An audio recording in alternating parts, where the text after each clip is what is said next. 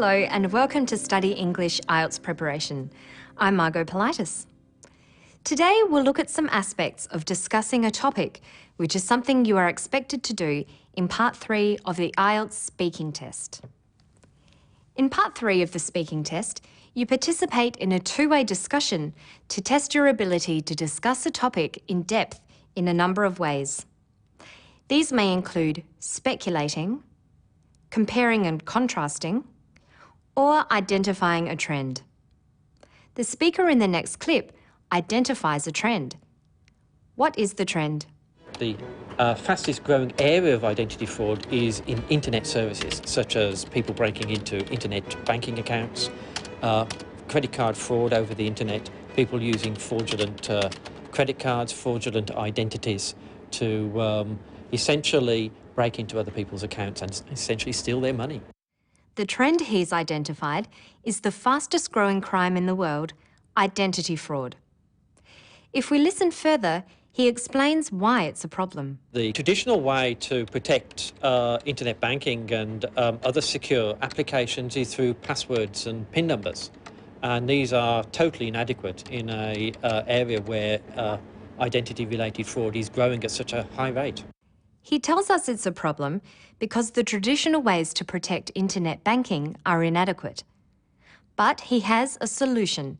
Let's hear what it is. What we've actually developed here is a technology that allows us to analyse a person's voice, a person that is actually sitting at their computer screen, accessing a secure website. We're able to analyse their voice in order to confirm that they actually are who they say they are. Big Bird. Congratulations, you have been successfully verified. His solution is to use technology which produces a voice signature. He demonstrated 3 of the language functions which are used to assess your communication skills. He identified the issue, that identity fraud is a problem, and then explained why it's a problem. The 3rd language function was providing a solution. He talked about what could be done to prevent identity fraud. Now let's listen to this woman responding to the question, what makes a person famous? I think there are different ways to see what makes a person famous. One is the publicity and the marketing around a person. But I don't think that's the real, honest way to be famous. I think if I have to choose, I'd rather be famous for being honest, for being kind, and for trying to help and solve conflicts or problems in the world, instead of being on the cover of a magazine. So my characteristic for a famous person, I will go for honesty and kindness. She shows that she understands the question by incorporating it into her response at the start. By repeating the question, she is clarifying the topic. I think there are different ways to see what makes a person famous. The question is designed to see if you can identify. She identifies what she believes makes a person famous: publicity and marketing. She uses the listing word one to make this clear and to logically link her first sentence with the next. I think there are different ways to see what makes a person famous. One is the publicity and the marketing around a person. Having identified what makes someone famous, she then shows that she doesn't agree with this idea. The disagreement is expressed through the word but, and she logically continues by saying why she disagrees. One is the publicity and the marketing around a person. But I don't think that's the real, honest way to be famous. She develops and expands her ideas further by justifying her opinion, advising her listener by using the conditional if I have to choose. She then expresses her preference by using a modal, I'd rather. I think if I have to choose, I'd rather be famous for being honest, for being kind, and for trying to help and solve conflicts or problems in the world. She contrasts her idea of what she believes a person should be famous for with the idea she suggested originally. She links these two ideas appropriately using instead of. I'd rather be famous for being honest, for being kind, and for trying to help and solve conflicts or problems in the world, instead of being on the cover of a magazine.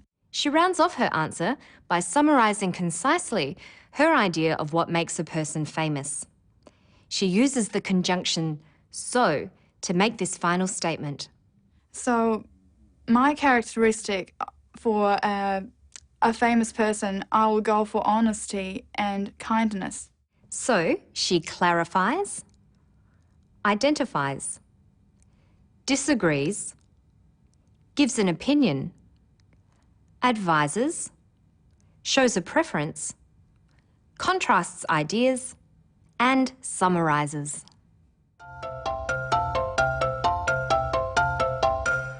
In order to respond fully, appropriately, and coherently, there is a number of skills you need. You should be able to quickly recognise what the question is asking. A do you think question, such as, do you think there is too much violence in films today, needs a reply that gives your opinion. A question such as, what makes a person famous, requires you to identify. Look at this question. Why do children like eating fast food? You may have an opinion about this, but before you give it, you might explain and give reasons why children eat fast food. It's very likely that you will be asked to compare things with a question such as, what are the differences between urban and rural homes in your country? Another thing the examiners are looking for is the ability to speculate or say what might happen with a question such as, what kind of transport will people use in the future? Now let's look at part of a professional discussion, a television interview with an expert on diet. Do you think that some people put on weight more easily than others? That's definitely the case. We do know that there are genetic differences in how easy it is for people to put on weight. That's not necessarily related only to their metabolism. It may also have to do with how much they are driven to eat. And so the degree of appetite control is better in some people than others. And it's got nothing to do with willpower, it's just the way people are wired. She was asked for her opinion with the question, do you think that some people put on weight more easily than others?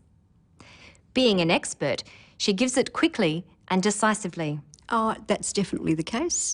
She means that she completely agrees with the idea that some people put on weight more easily than others. She goes on to give the reasons why she believes that. We do know that there are genetic differences in how easy it is for people to put on weight. That's the first reason.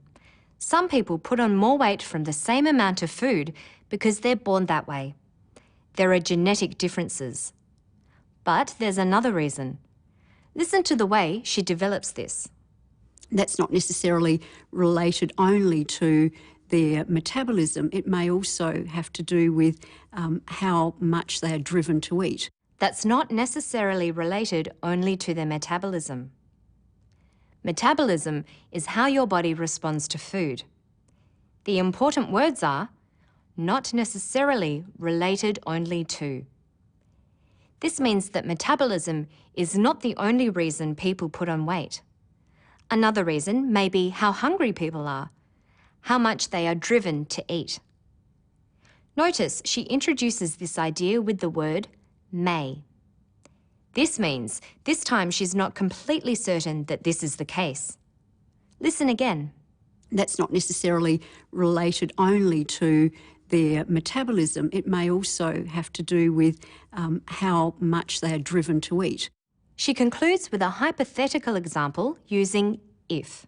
So that if you put some people in a situation where there's a smorgasbord, some people will be able to control exactly how much they need to eat. And some people don't have an off button, do they? And some people don't have an off button. That's all for now. To find more information about Part 3 of the speaking test, visit our Study English website. Good luck with your studies. Bye for now.